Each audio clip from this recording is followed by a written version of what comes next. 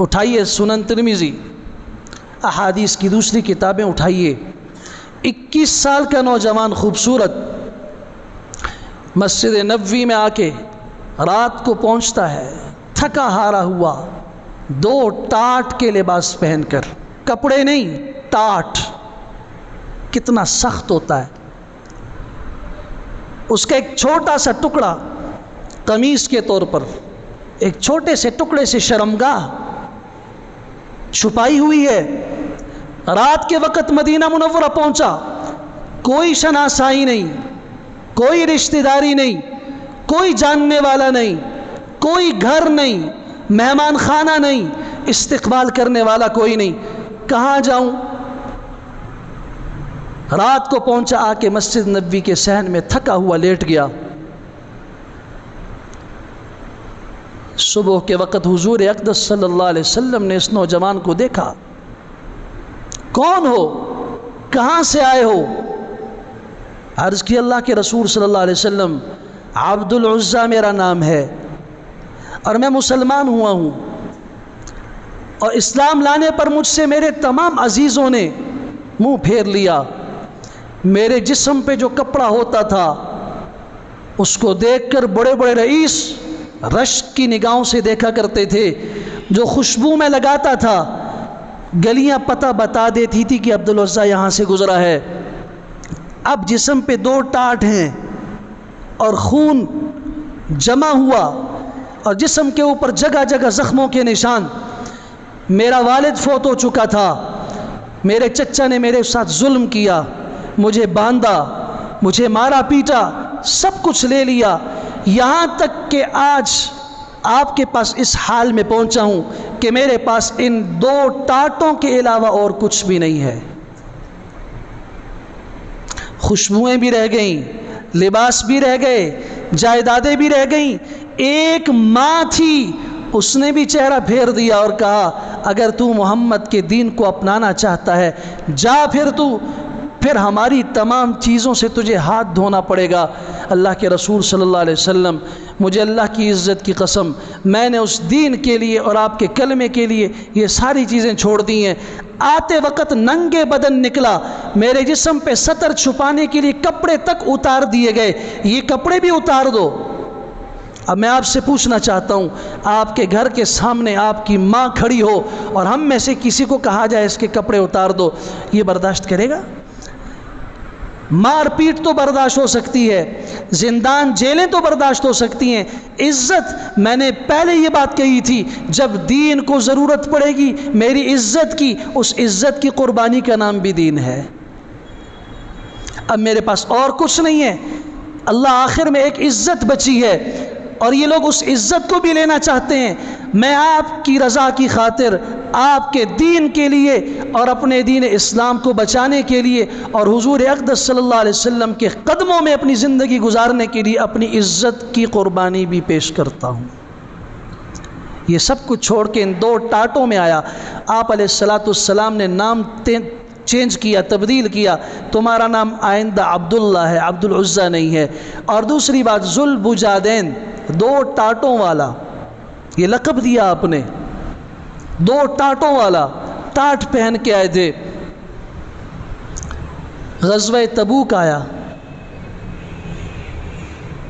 شریک ہوئے، آپ علیہ السلام نے اللہ سے دعا کی، اللہ کسی کافر کے ہاتھوں سے اس کی شہادت نہ ہو، اللہ زمین والوں کے ہاتھ اس کے جسم تک پہنچنے سے روک دے۔ اللہ کے رسول یہ آپ کیا فرما رہے ہیں؟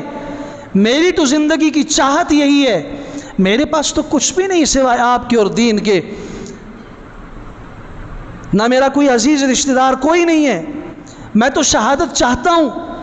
آپ نے فرمایا جب تم اللہ کے راستے میں نکل چکے ہو اب تیری موت شہادت ہی کی موت ہے، لیکن کافر کا ہاتھ تجھ تک نہیں پہنچے گا۔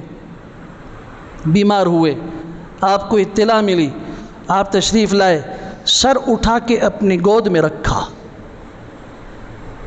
غور کیجئے، جس نے اسلام کو کچھ دیا بدلے میں اسے کیا مل رہا ہے؟ آپ علیہ السلام نے سر رکھا اپنی گود مبارک میں، اور ان کے آخری لمحات کے اندر جو آخری سانسیں نکلی، یہ فرما رہے تھے میری چاہت تھی کہ میری موت کا وقت ہو.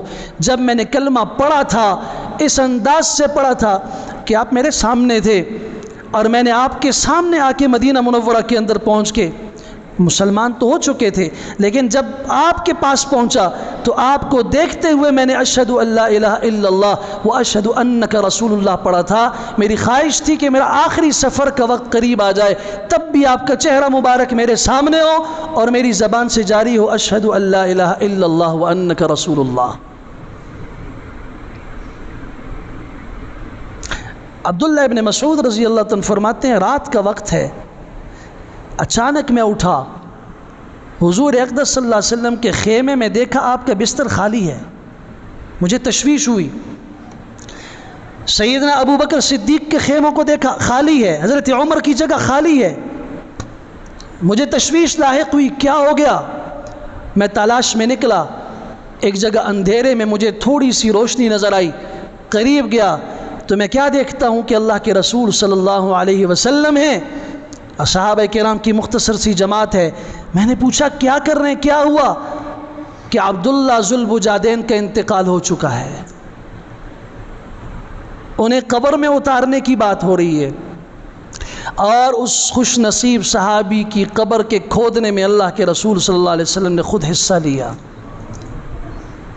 قبر میں اتارنے کی باری آئی. آج ہمیں قبر میں کون اتارتا ہے؟ ہمارے عزیز کو کون اتارتا ہے جو ہمارا سب سے قریبی ہو؟ قبر میں اتارنے کی باری آئی.